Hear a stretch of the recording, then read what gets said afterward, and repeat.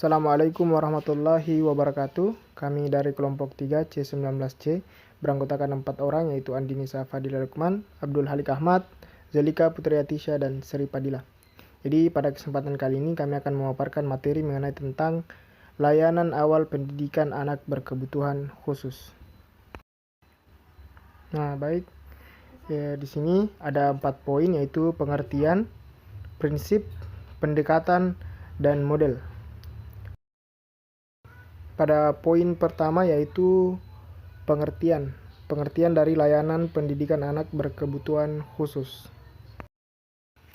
Pengertian layanan pendidikan anak berkebutuhan khusus. Anak berkebutuhan khusus adalah anak yang mempunyai keunikan tersendiri yang ditunjukkan oleh jenis dan karakteristiknya yang berbeda dengan anak-anak normal pada umumnya.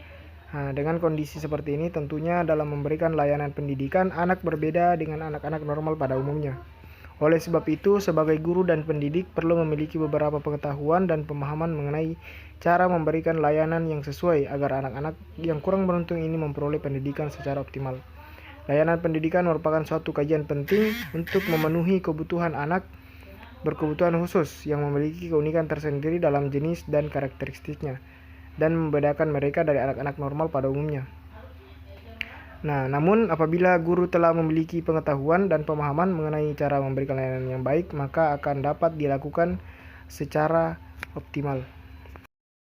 Yang kedua yaitu prinsip-prinsip. Ada 2 prinsip dalam layanan pendidikan anak berkebutuhan khusus, yaitu prinsip khusus dan prinsip umum.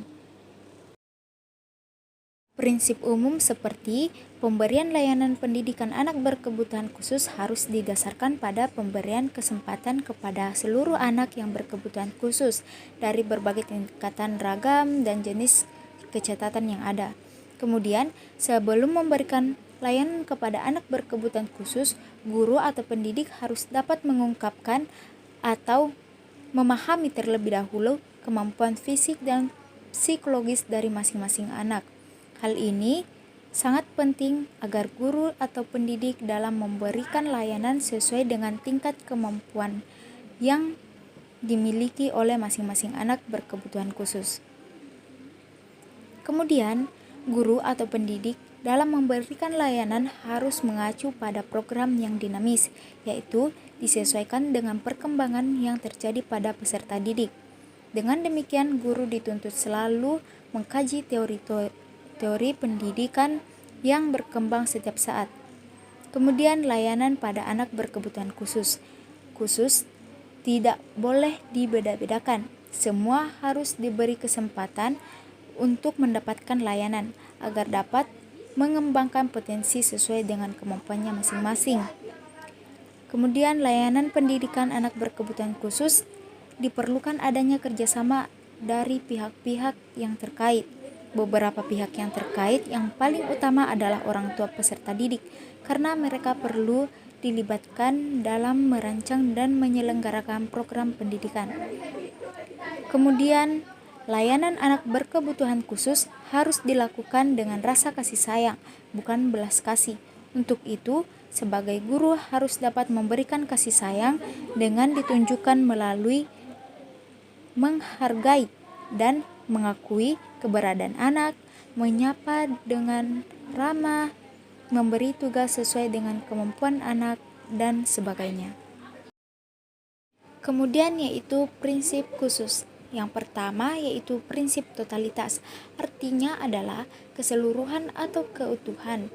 Dalam prinsip ini, guru dalam mengajar suatu konsep harus secara keseluruhan. Maksudnya adalah dalam mengenalkan konsep sedapat mungkin melibatkan seluruh indera, sedangkan keutuhan dimaksud bahwa konsep yang dikenalkan harus utuh, tidak sepotong-potong. Kemudian yang kedua yaitu prinsip keperagaan. Prinsip ini sangat dibutuhkan untuk menjelaskan konsep baru. Dalam menggunakan prinsip ini sangat berkaitan erat dengan tipe-tipe belajar anak agar dalam menerapkan prinsip keperagaan mengena. Kemudian yang ketiga yaitu prinsip berkesinambungan. Prinsip ini sangat dibutuhkan untuk anak tunanetra dalam mempelajari konsep. Oleh sebab itu, guru dalam memberikan pelajaran untuk berkesinambungan antara mata pelajaran yang satu dengan yang lain. Yang keempat yaitu prinsip aktivitas. Prinsip ini sangat penting, artinya dalam belajar mengajar yaitu anak memberikan respon terhadap stimulus yang diberikan oleh guru. Tugas guru membantu anak dalam kegiatan belajar mengajar supaya aktif, tidak hanya menjadi pendengar saja. Yang terakhir yaitu prinsip individual. Prinsip ini adalah dalam proses pembelajaran dilaksanakan dengan memperhatikan perbedaan individu anak, bakat, dan kemampuan masing-masing anak. Ketiga yaitu pendekatan pada layanan pendidikan anak berkebutuhan khusus. Ada dua macam pendekatan layanan pendidikan anak berkebutuhan khusus, yaitu pendekatan berkelompok dan pendekatan individual. Pendekatan kelompok adalah pendekatan yang dilakukan secara kelompok. Pendekatan ini memiliki kelebihan dalam hal waktu, tenaga, dan biaya. Di samping kelebihan juga ada kelemahannya, yaitu kurang efektif dalam proses pembelajarannya. Kemudian pendekatan individual yang dilakukan secara individual. Pendekatan ini memiliki kelebihan dalam hal waktu, tenaga, dan biaya. Model-model layanan anak berkebutuhan khusus. Ada 6 model-model layanan pendidikan anak berkebutuhan khusus atau biasa disebut dengan ABK. Model-model layanan pendidikan anak berkebutuhan khusus atau ABK yang pertama yaitu model segregasi. Model segregasi merupakan model layanan pendidikan yang sudah lama dikenal dan diterapkan pada anak-anak berkebutuhan khusus di Indonesia. Model ini mencoba memberikan layanan pendidikan secara khusus dan terpisah dari kelompok anak normal maupun ABK lainnya. Dalam praktiknya, masing-masing kelompok anak dengan jenis kekhususan yang sama dididik pada lembaga pendidikan yang melayani sesuai dengan kekhususannya tersebut.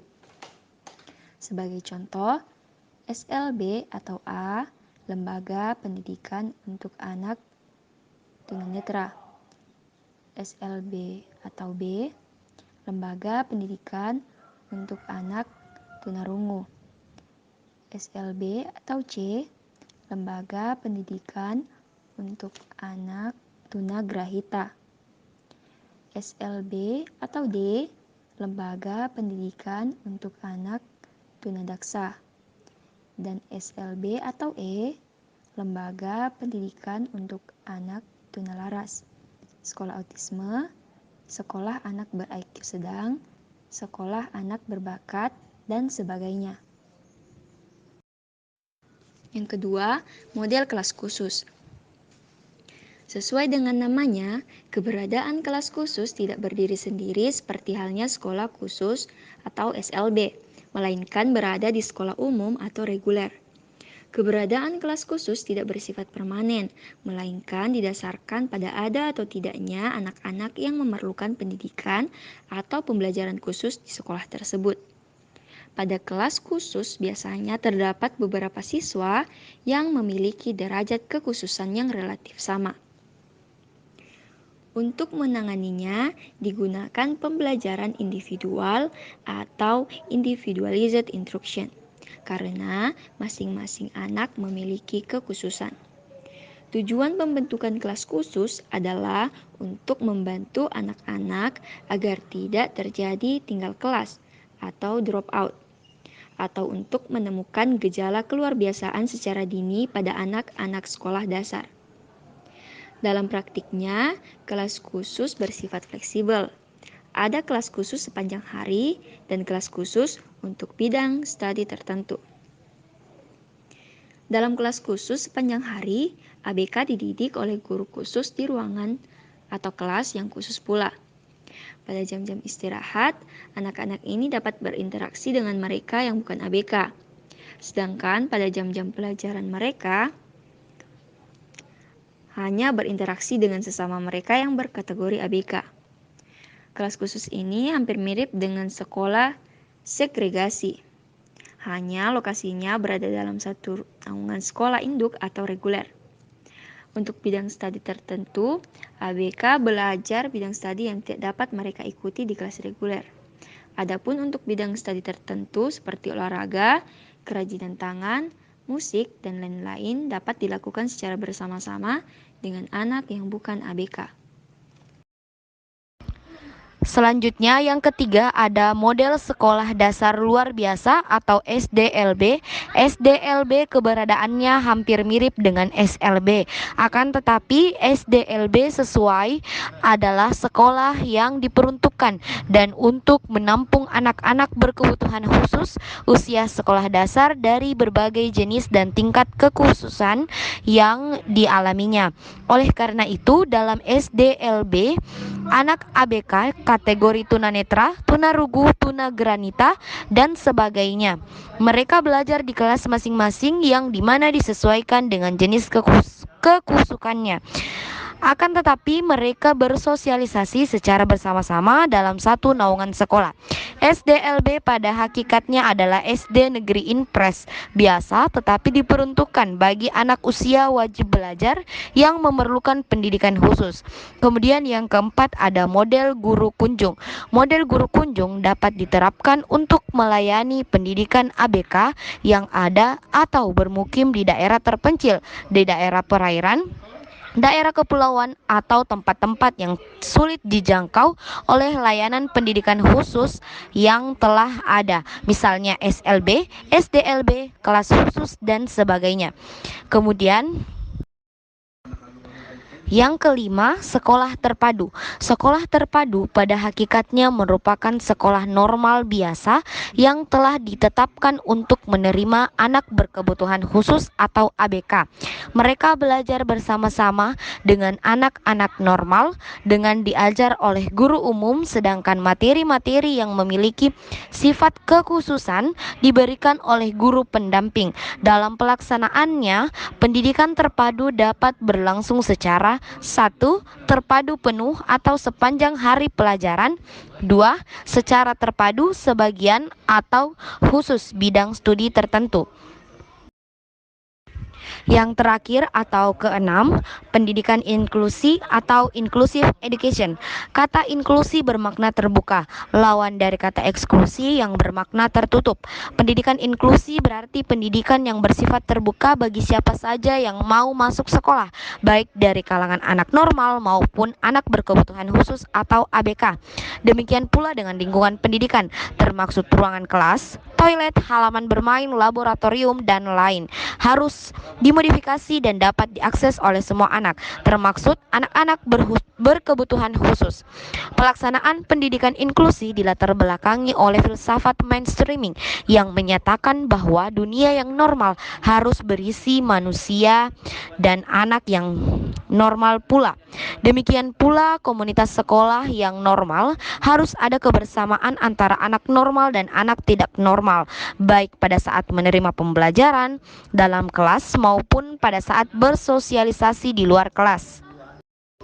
Nah, itulah tadi materi singkat mengenai layanan pendidikan anak berkebutuhan khusus atau ABK. Kurang dan lebihnya mohon dimaafkan. Wassalamualaikum warahmatullahi wabarakatuh.